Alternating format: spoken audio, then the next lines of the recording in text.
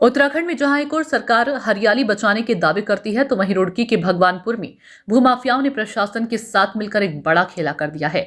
तेलपुरा बुगावाला मार्ग पर रातों रात एक घना बाग गायब हो गया और अब वहां हरे भरे पेड़ों की जगह चार्ट पेपर वाली अवैध प्लॉटिंग की मंडी सज गई है। ये तस्वीरें रुड़की के भगवानपुर क्षेत्र की है, जहां ग्रामीणों का आरोप है कि यहां लगभग 140 बीघा में फैला एक फलदार बाग था, जिस पर प्रशासन की मिलीभगत से आरी चला दी गई। आज यहां की तस्वीर बदल चुकी है। मौके पर जेसीबी चलाकर सड़क नुमा रास्ता भी बना दिया गया। अभी भी कुछ पेड़ कटने बाकी हैं, लेकिन बिल्डरों के हौसले इतने बुलंद है कि उन्होंने बिना किसी नक्शे के सिर्फ चार्ट पेपर पर प्लॉटिंग का चित्र बनाकर जमीन बेचनी भी शुरू कर दी है। ग्रामीणों में इस कदर दहशत है कि वे बिल्डरों को दबंग बता रही हैं और कैमरे के सामने आने से कतरा रही हैं। मौखिक बातचीत में उन्होंने बताया कि इस खेल में बड़े अधिकारियों का हाथ है।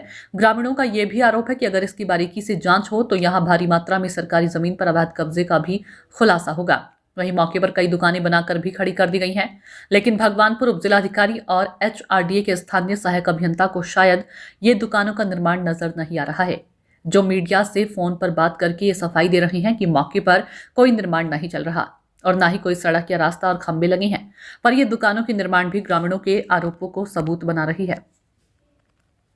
जब मीडिया की टीम मौके पर पहुंची तो वहां तैनात एक गार्ड ने खुद कैमरे पर स्वीकार किया कि यहां प्लॉटिंग हो रही है और कई प्लॉट पहले ही बेचे जा चुके हैं। उसने बेखौफ होकर मालिक से बात करने की सलाह भी दे डाली, जो ये साबित करता है कि इन्हें किसी कानून का डर नहीं है। कहो तो बात करूँ। बस ये बता ये रेट क्या है इस जमीन में? अब तो प्लॉट तो बहुत सारे बिक गए होंगे इसमें। हाँ, इसमें तो बिके नहीं, पहले साइड में बिके प्लॉट। पहले साइड में बिक गए। बस बैठे ही था।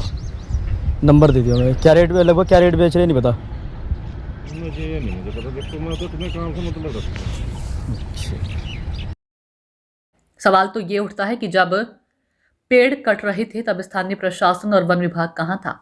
जब अवैध निर्माण हो रहा था तो एचआरडीए खामोश क्यों है?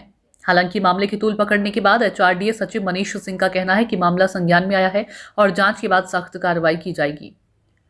माध्यम से संज्ञान में लाया गया है और जैसा कि बताया गया है कि वहां पे कोई कॉलोनी कट रही है, किंतु कोई ऐसी रिपोर्ट तहसील से या किसी स्तर से लगी है कि नहीं, इस प्रकार का कोई प्रकरण नहीं है। तो ये सारे तथ्यों को समावेशित करते हुए जांच की जाएगी और जांच में अगर पाया जाता है कोई नियम विरुद्ध कार्य हो रहा है, चाहे वो कुछ भी हो, चाहे बाग कटान का हो, चाहे सरकारी जमीन पे कब्जे का हो, तो जिस विभाग से संबंधित होगा, यदि सरकारी जमीन पे कुछ कब्जे या सरकारी जमीन को मिलाने की बात होगी तो सरकारी विभाग से, तहसील से, और अगर वो प्राधिकरण क्षेत्रांतर्गत होगा तो प्राधिकरण के स्तर से कार्रवाई की जाएगी। मौके पर सर टीम भेजी जाएगी आपकी तरफ से? बिल्कुल, मौके पर टीम जाएगी। जाहिर सी बात है, जांच तभी हो पाएगी, स्थलीय जांच तभी हो पाएगी। टीम भेजी जाएगी और टीम भेजने के बाद प्राधिकरण क्षेत्रांतर्गत अगर पाया जाता है कोई नियम विरुद्ध कार्य किया जा रहा है तो उस पर कार्रवाई करेंगे। तो सर कभी जांच की जाएगी सर?